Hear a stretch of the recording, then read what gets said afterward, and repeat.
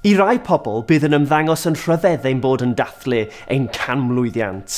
Fe fydden nhw'n edrych ar eglwysi lleol a meddwl, da chi'n edrych fel hen eglwys? Wel, ar y naill llaw, dyn nhw ddim yn anghywir. Ond ar y llaw arall, mae rhyw ychydig yn fwy cymhleth na hynny.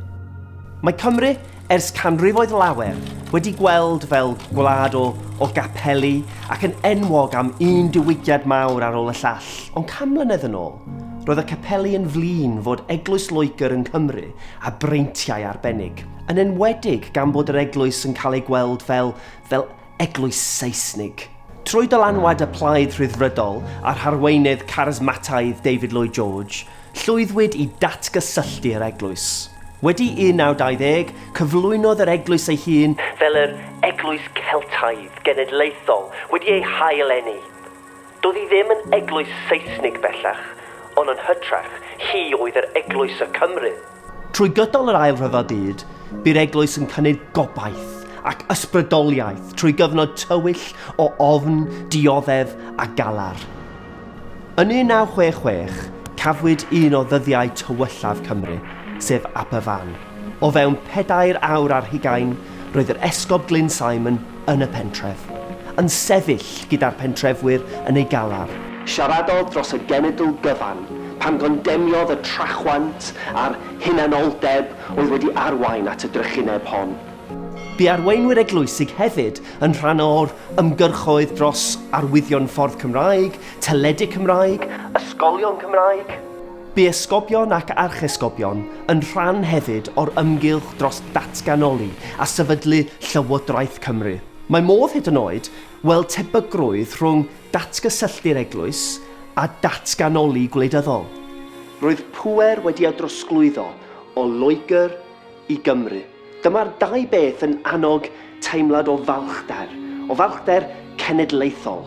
Peidiwch am camdeall, dwi ddim wedi bod yn fel I gyd i'r Eglwys yng Nghymru dros y ganrif diwethaf. Erbyn y 20au, roedd pobl eisoes wedi dechrau cwestiynu ei ffydd. Ers y 60au, mae yna gwymp sylweddol wedi bod yn aelodaeth yr Eglwys yng Nghymru. Mae pobl wedi dod o hyd I bethau eraill I gwneud ar y Sul. Mae hyn wedi bod yn her fawr i'r eglwys. Sut fedrai o fodoli mewn cymdeithas ac mwyn cymdeithas os oedd ei adeiladau prydferth wedi cael ei defnyddio llai a llai. Mae natur cynulleidfaoedd wedi newid. Mae'r eglwys wedi ehangu ei barn ar diwylliant, pobl, grwpiau, hunaniaeth. Rydym wedi gweld yr eglwys yn cefnogi ceiswyr lloches a ffoaduriaid, wedi gweld caplaniaid i'r gymuned hoyw wedi cael ei penodi. Bellach, di'r eglwys ddim yn dymuno gorfodi pobl trwy'r drysau. Mae'n edrych y tu hwnt i'r waliau adeiladau, ac mae'n dymuno mynd at y pobl, lle mae nhw. Trwy llanllanast sy'n cyrraedd plant a rhieni, trwy greu crefftiau ac adrodd stori, trwy'r eglwys dafarn sy'n cwrdd dros beint, ac yna mae eglwys dementia, eglwys pypedau a llawer o brosiectau tebyg hefyd. Felly, ein her heddiw yw dod o hyd I ffyrdd newydd o fod yn eglwys. Ffyrdd newydd o gysylltu at pobl. Rydym yn byw mewn oes lle mae na brinder cyswllt, brinder gofal a chydymdeimlad. Mae'r ffydd Cristnogol yn cynnig rhywbeth sylfaenol wahanol. Mae'n cynnig gobaith I bobl. Mae'n dweud wrth bobl, rydych chi'n werthfawr, rydych chi'n cael eich garu.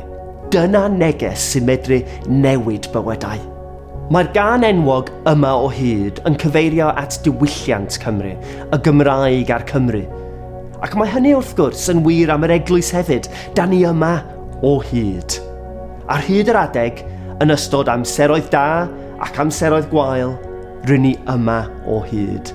Ar gyfer y rai sy'n dioddef, ar gyfer y rai sy'n llawen, y rai sy'n chwilio am ystyr, y rai sy'n meddwl am y cwestiynau mawr. Da ni yma o hyd, ac yn edrych ymlaen am y ganrif nesaf.